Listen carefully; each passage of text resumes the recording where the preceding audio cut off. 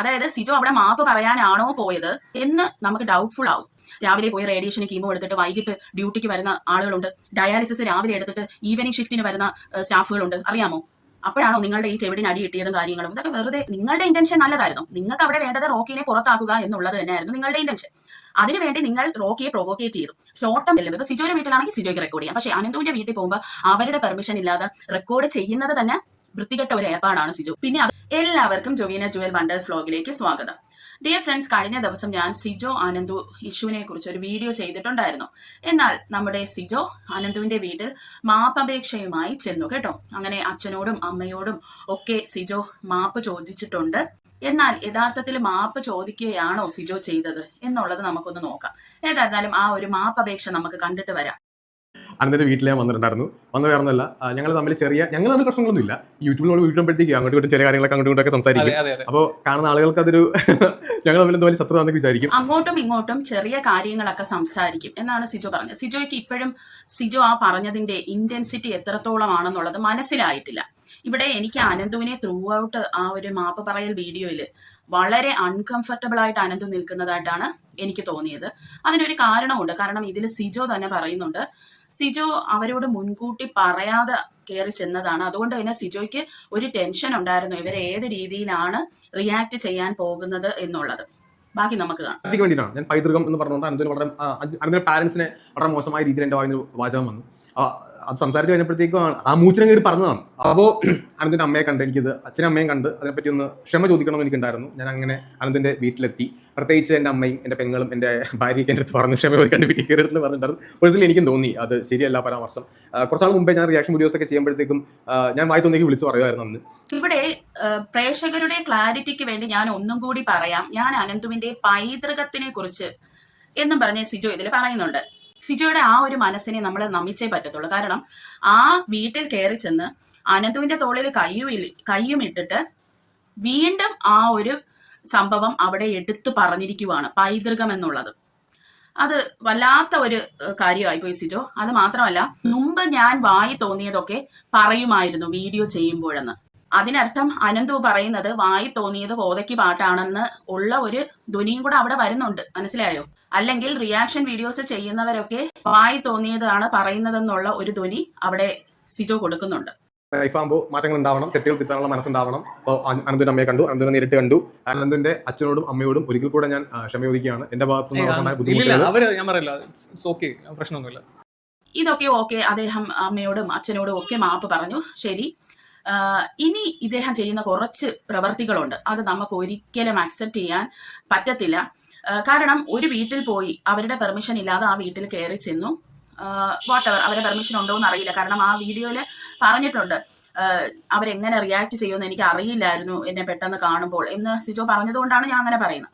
ഇത്രയും ഒരു വൃത്തികേട് പറഞ്ഞിട്ട് അവിടെ കയറി ചെന്ന് അവരോട് ഈ രീതിയിലൊക്കെ മാപ്പ് പറഞ്ഞിട്ട് ഇറങ്ങിയ സിജോ ഒരിക്കലും ചെയ്യാൻ പാടില്ലാത്ത ഒരു കാര്യമാണ് പിന്നെ ചെയ്തത്. അതായത് സിജോ അവിടെ മാപ്പ് പറയാനാണോ പോയത് എന്ന് നമുക്ക് ഡൗട്ട്ഫുൾ ആവും. അപ്പൊ നമുക്ക് എന്താണ് സിജോ പറയുന്നത് എന്ന് ഒന്ന് കേട്ടിട്ട് വരാം. അനന്തു ചെയ്ത വീഡിയോയിൽ ട്രിംഡ് ആയിട്ടുള്ള വേർഷൻ അല്ലെങ്കിൽ ട്രിം ചെയ്തിട്ടാണ് അനന്തു പിന്നീട് ഇപ്പോൾ യൂട്യൂബിൽ ആ വീഡിയോസ് കാണപ്പെടുന്നത്. മേ ബി അത് എല്ലാവർക്കും മനസ്സിലായി കാണത്തില്ല. ഈ വീഡിയോസ് ഒക്കെ അപ്ലോഡ് ചെയ്യുന്ന ചാനൽസ് ഉള്ള അവർക്കത് മനസ്സിലാവും പെട്ടെന്ന്. അപ്പോൾ അതൊക്കെ അനന്തു പിന്നീട് ട്രിം ചെയ്യുമ്പോഴത്തേക്കും ട്രിം ചെയ്ത വേർഷൻ അനന്തു എനിക്ക് പറഞ്ഞ കാര്യം സിജോനെ പറ്റി നല്ലത് എവിടെയൊക്കെയോ പറഞ്ഞിട്ടുണ്ട്. പക്ഷെ നല്ലതൊന്നും യൂട്യൂബ് ചാനലിനകത്തില്ല. വളരെ മോശപ്പെട്ട കാര്യങ്ങളായിരിക്കും ഉള്ളത്. അതായത് അനന്തൊരു അച്ഛനും അമ്മയോടുത്ത് ഞാൻ പോയി ഒരു സോറി പറയുന്ന സമയത്ത് എനിക്ക് അവരുടെ വേദന മനസ്സിലായിട്ടുണ്ട്. അവരെനിക്ക് പറഞ്ഞു എനിക്ക് സിജോനെ ഭയങ്കര ഇഷ്ടമായിരുന്നു. അതിന് അമ്മ പറഞ്ഞ കാര്യമാണ്. അപ്പോൾ സിജോനെ ഇഷ്ടമായപ്പോൾ സിജോ അങ്ങനെ പറഞ്ഞപ്പോഴത്തേക്ക് എനിക്ക് ബുദ്ധിമുട്ട് തോന്നി.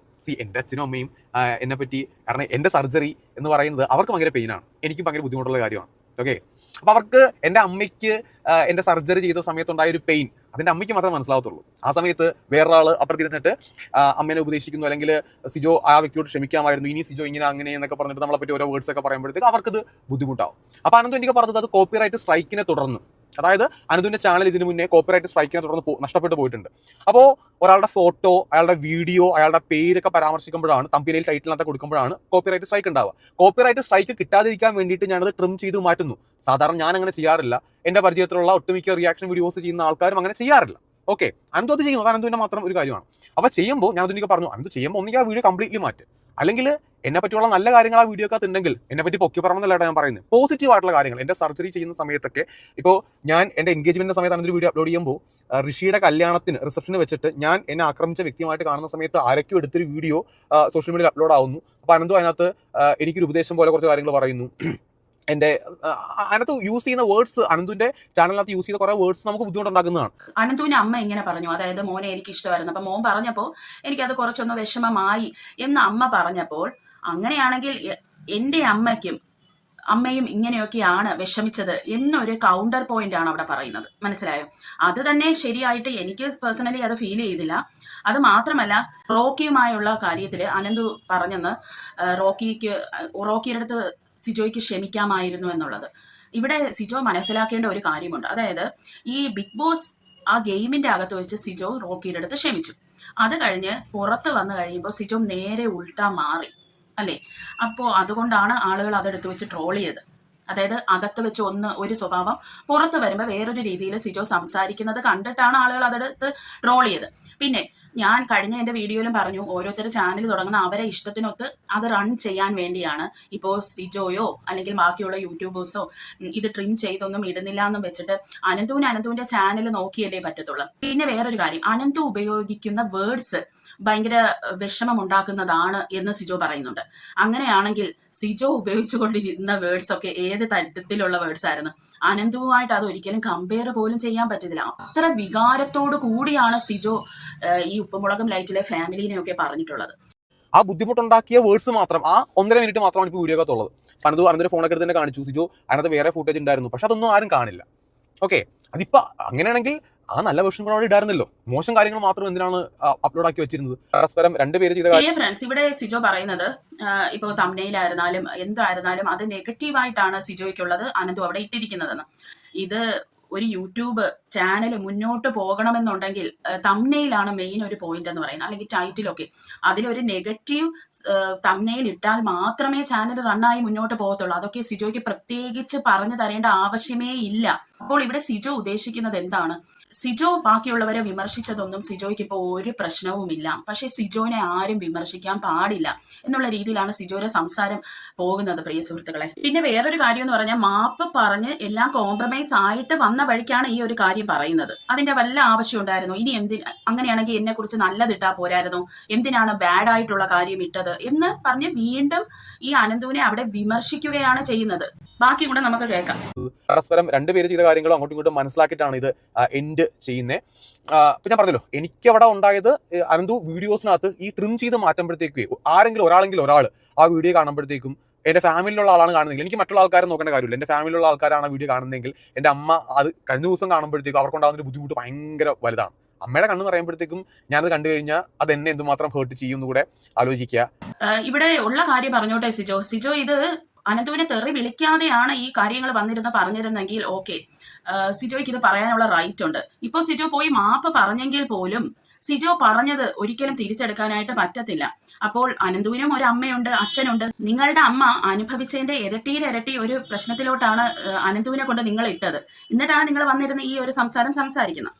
കാരണം എൻ്റെ അമ്മ ഇത്രയും വർഷമായിട്ട് എന്നെ വളർത്തിക്കൊണ്ട് വന്നപ്പോഴത്തേക്കും ആദ്യമായിട്ടാണ് എനിക്ക് ഹോസ്പിറ്റലിൽ കിടക്കേണ്ട അവസ്ഥ ബിഗ് ബോസിൽ പോയപ്പോൾ ഉണ്ടായത്. ഒരു സർജറി എനിക്ക് ചെയ്തിട്ടില്ല, എന്നെ ഒരു ട്രിപ്പ് ഇട്ട് കിടത്തേണ്ട സാഹചര്യം പോലും അങ്ങനെ എൻ്റെ ലൈഫിൽ ഉണ്ടായിട്ടില്ല. അപ്പൊ അതൊക്കെ അവർക്കുണ്ടാകുന്ന ബുദ്ധിമുട്ടുകളൊക്കെ ഭയങ്കര.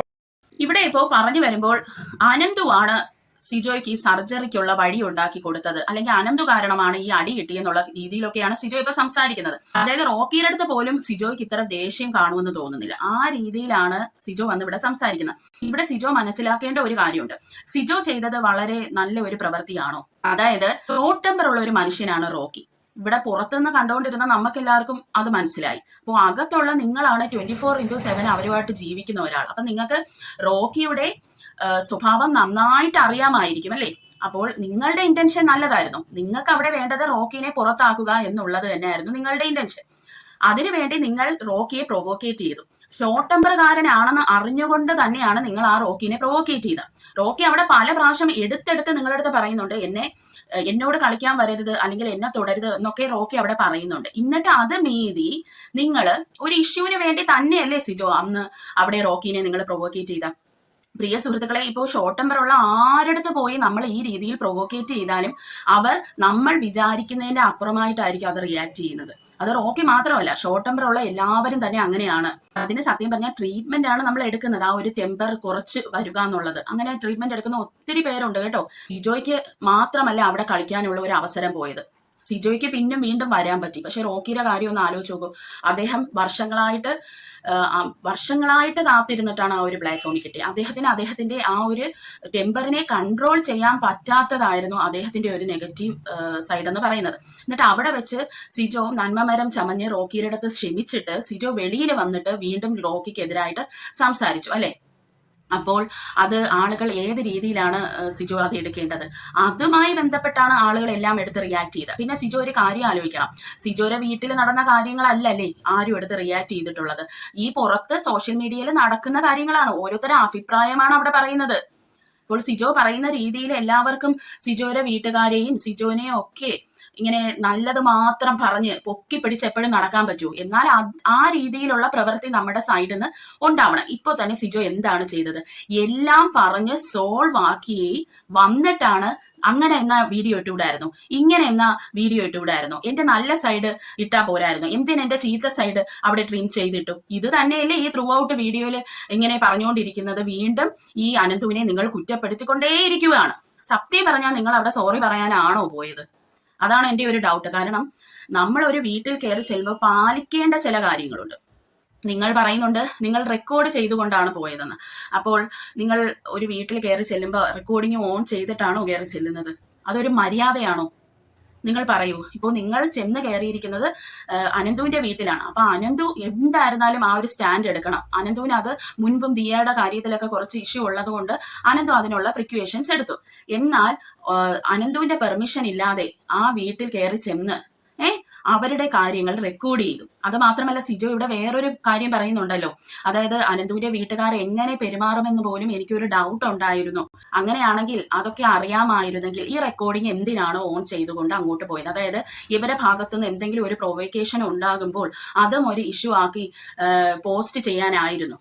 ഇപ്പോൾ ഒരു വീട്ടിൽ കയറി ചെല്ലുമ്പോൾ ഇപ്പൊ സിജോയുടെ വീട്ടിലാണെങ്കിൽ സിജോയ്ക്ക് റെക്കോർഡ് ചെയ്യാം. പക്ഷെ അനന്തുവിന്റെ വീട്ടിൽ പോകുമ്പോൾ അവരുടെ പെർമിഷൻ ഇല്ലാതെ റെക്കോർഡ് ചെയ്യുന്നത് തന്നെ വൃത്തികെട്ട ഒരു ഏർപ്പാടാണ് സിജോ. പിന്നെ അത് മാത്രമല്ല, ഈ ഹോസ്പിറ്റലിൽ കിടന്നു എന്നുള്ളത് ഒരു 100 വട്ടം വന്നിരുന്ന് പറയേണ്ട ഒരു ആവശ്യമില്ല. കാരണം ഹോസ്പിറ്റലിൽ കിടക്കുന്നതൊന്നും ഒരു വലിയ സംഭവമല്ല സിജോ. എന്ന് പറയുന്നത് നിങ്ങളുടെ ഈ കവിളും കാര്യങ്ങളും ഒക്കെ പൊട്ടി നിങ്ങൾ സഫർ ചെയ്തു, അതൊക്കെ സമ്മതിക്കുന്നുണ്ട് എന്നും പറഞ്ഞ് ഇത് 100 വട്ടം ഇത് വന്നിരുന്ന് മീഡിയയിൽ പറയുമ്പോൾ ആളുകൾക്ക് അത് വളരെ അരോചകമായി തന്നെ തോന്നും. മനസ്സിലായോ? നിങ്ങളുടെ ഒന്നുമല്ല, ഈ റേഡിയേഷനും ഡയാലിസിസും ഒക്കെ എടുത്തിട്ട് വന്ന് ഹോസ്പിറ്റലിൽ ജോലി ചെയ്യുന്ന ആൾക്കാരൊക്കെ ഉണ്ട്. ഇപ്പൊ ഞാനൊരു നഴ്സാണ്, ഞാൻ ഇതൊക്കെ കണ്ടിട്ടുള്ളതാണ്. രാവിലെ പോയി റേഡിയേഷനും കീമോ എടുത്തിട്ട് വൈകിട്ട് ഡ്യൂട്ടിക്ക് വരുന്ന ആളുകളുണ്ട്. ഡയാലിസിസ് രാവിലെ എടുത്തിട്ട് ഈവനിങ് ഷിഫ്റ്റിന് വരുന്ന സ്റ്റാഫുകളുണ്ട്. അറിയാമോ? അപ്പോഴാണോ നിങ്ങളുടെ ഈ ചെവിടിന് അടി കിട്ടിയതും കാര്യങ്ങളും? ഇതൊക്കെ വളരെ മോശമാണ് സിജോനെ പറയാനുള്ളൂ. പിന്നെ വേറൊരു കാര്യമെന്ന് പറഞ്ഞാൽ സോഷ്യൽ മീഡിയയിൽ നിൽക്കുമ്പോൾ നമ്മൾ ഇടയ്ക്കൊന്ന് എയറിൽ കയറേണ്ടി വരും, പിന്നെ താഴെ ഇറങ്ങേണ്ടി വരും. ഇതൊരു നാച്ചുറൽ പ്രോസസ്സ് പോലെയാണ് കേട്ടോ. അപ്പോൾ ഇതൊക്കെ അറിയാതെയാണോ സിജോ വന്ന് ഈ സോഷ്യൽ മീഡിയയിൽ നിൽക്കുന്നത്? ഇപ്പോൾ സിജോയ്ക്ക് ഒരു ചാനലുണ്ട്, അതിൽ ഇനി എന്തെങ്കിലും സിജോ മണ്ടത്തരം കാണിച്ചാലും ആളുകൾ എടുത്ത് അത് എയറിൽ കയറ്റും. ആ സമയത്തും എന്നെ പറ്റി ആരും പറയാൻ പാടില്ല, അല്ലെങ്കിൽ എന്റെ അമ്മയ്ക്ക് വിഷമമാവും, അല്ലെങ്കിൽ എന്റെ കുടുംബക്കാർക്ക് വിഷമമാകും എന്ന് പറഞ്ഞിട്ട് വല്ല കാര്യമുണ്ടോ സിജോ? അപ്പോൾ ഞാനൊക്കെ ഒരു പുതിയ യൂട്യൂബറാണ് കേട്ടോ, നമുക്കൊന്നും അധികം എക്സ്പീരിയൻസ് ഒന്നുമില്ല. എന്നാലും ഈ ഒരു ബോധമുണ്ട്, എന്തെങ്കിലുമൊക്കെ ഏറെ കയറേണ്ടി വരും, അവിടെ തന്നെ കുറച്ച് ദിവസം സ്റ്റേ ചെയ്യേണ്ടി വരും, പിന്നെ പതുക്കെ താഴെ ഇറങ്ങാൻ പറ്റത്തുള്ളൂ എന്നൊക്കെ അറിയാമായിരുന്നിട്ടാണ് ഈ ഒരു ഫീൽഡിൽ ഇറങ്ങിയിരിക്കുന്നത്. അത് മാത്രമല്ല അപ്പനെ വിളിക്കും, അമ്മയ്ക്ക് വിളിക്കും, കെട്ടിയോന് വിളിക്കും, കുഞ്ഞിനെ വിളിക്കും എന്നുള്ളതൊക്കെ 100% ഉറപ്പാക്കിയിട്ടാണ് ഇതിൽ കയറിയിരുന്ന് ഈ റിയാക്ഷൻ വീഡിയോ ചെയ്യുന്നത്.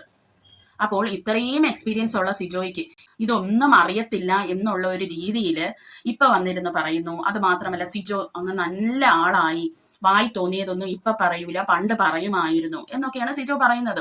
നന്നാവുന്നെങ്കിൽ നന്നായിക്കോട്ടെ, എന്തായിരുന്നാലും നമ്മളൊക്കെ ഇങ്ങനെ തന്നെ മുന്നോട്ട് പോകാനാണ് തീരുമാനിച്ചു വെച്ചിരിക്കുന്നത് കേട്ടോ. എന്തായിരുന്നാലും ഒരു കാര്യം ഉറപ്പാണ്, സിജോ അവിടെ ചെന്നത് ആത്മാർത്ഥമായിട്ടല്ല അവരുടെ അടുത്ത് മാപ്പ് പറഞ്ഞത്. സിജോയ്ക്ക് വേണ്ടിയിരുന്നത് ആ ചാനലിന് ഒരു ബാക്ക്ലാഷ് ഇപ്പൊ കിട്ടി, അതൊന്ന് മാറ്റി കിട്ടണം. അതിനു വേണ്ടി നടത്തിയ ഒരു നാടകമായിട്ടാണ് എനിക്കിത് തോന്നുന്നത്.